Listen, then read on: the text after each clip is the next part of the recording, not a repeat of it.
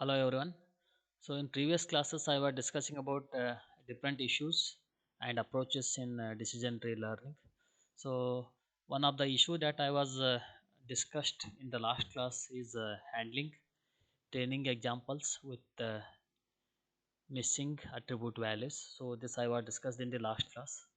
So once again I will repeat this particular concept. Then I will take up the next issue that will complete the second module, right? So with respect to handling training examples with missing attribute values, so as we know in certain cases the available data may be missing values for some attributes. That is what the missing attribute values here. For example, in a medical domain in which we wish to predict the patient outcome based on the various laboratory tests. So it may be that the lab test, that is a blood test result, is available only for a subset of patients, but which is not available for the other patients. So in such cases, it is common to estimate the missing attribute values based on the other examples or in comparison with the other examples, for which case this attribute has known value. So now consider the situation in which gain of s comma a is to be calculated at node n in the decision tree to evaluate whether the attribute A is the best attribute to test at this decision node or not. Suppose that the pair x comma c of x is one of the training example in S is set here, and that the value A of x is unknown. So A of x represent the missing attribute value here, right? So these are what the some cases or the some situations to illustrate the training examples with the missing attribute values. For example, consider some training data set here where some attribute are having the missing values here. For example, if you take humidity, so humidity at some instance it is having a missing value, that is question mark indicate the missing value for this particular attribute. So this is an example for missing attribute values. So such cases may occur in the training examples. Now there are several strategies for dealing with the missing attribute values.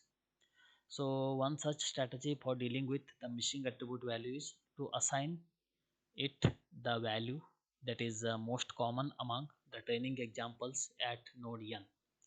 Alternatively, we might assign it most common value among the examples at node n, so that have the classification C of x. The elaborated training example using this estimated value for A of x can then be used directly by the existing decision tree learning algorithm. So this strategy was examined by Mingers in 1989, right? That is one strategy, right? Next, the second strategy is a more complex procedure is to assign a probability to each of the possible value of a rather than simply assigning the most common value to a of x. So these probabilities can be estimated again based on the observed frequency of the various values for a among the examples at node n. So these are what the some strategies for dealing with the missing attribute value. So this is again a kind of repetition here. This I was discussed in previous classes with some examples, right? And the very last issue in decision tree learning is handling attributes with differing cost. So this is also an important issue here. So in some of the learning tasks, the instance attributes may have associated cost. For example, in learning to classify the medical diseases, we might describe the patients in terms of attributes such as temperature, biopsy result, pulse, blood test result, etc. So these attributes will vary significantly in their cost, but in terms of monetary cost and the cost to patient comfort. So in such task, we would prepare the decision trees that will use the low cost attributes where it is possible, and relying on the high cost attributes only when it is needed to produce the reliable classifications. Here, ID tree can be modified to take into account the attribute cost by introducing a cost term into the attribute selection measure. For example, we might divide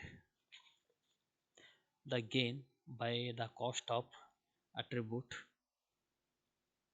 so that the lower cost attributes would be preferred, while such cost sensitive measures do not guarantee a finding of an optimal cost sensitive decision tree, and they will do this search in favor of the low cost attributes, right?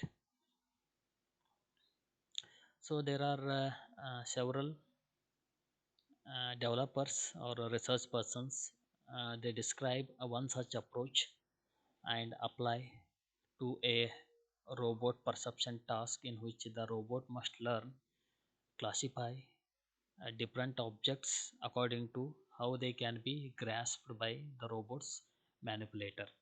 And this approach was described by Tan and uh, Sklimmer in 1990, and the same approach was again described by Tan in 1993. Here, in this particular case, the attributes corresponding to the different sensor readings obtained by a movable sonar on the robot.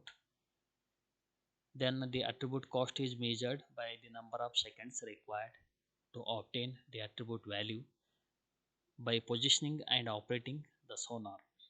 So they demonstrate that the more efficient recognition strategies are learned without sacrificing the classification accuracy by replacing the information gain attribute selection measure by one measure, that is gain square of s comma a divided by cost of a. So this was described by Tan and Skimmer here.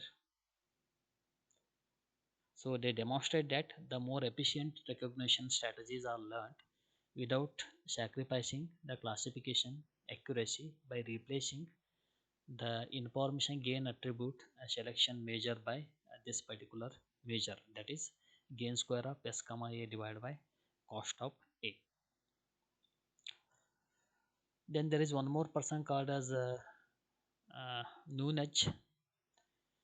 So this person describes a related approach and its application to learning medical diagnosis rules in 1988.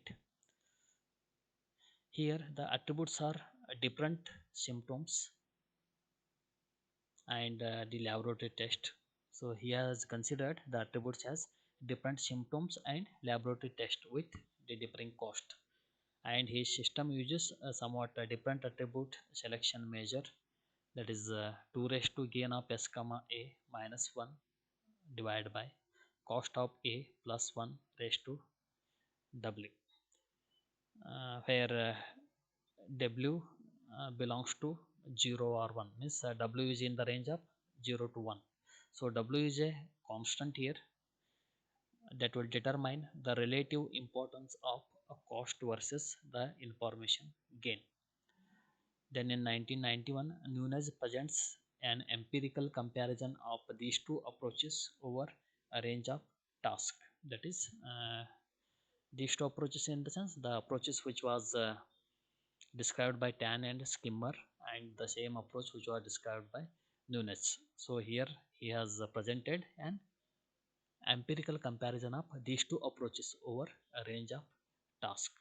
This is how uh, the approaches will handle the attributes with the different cost, that is handling attributes with differing cost.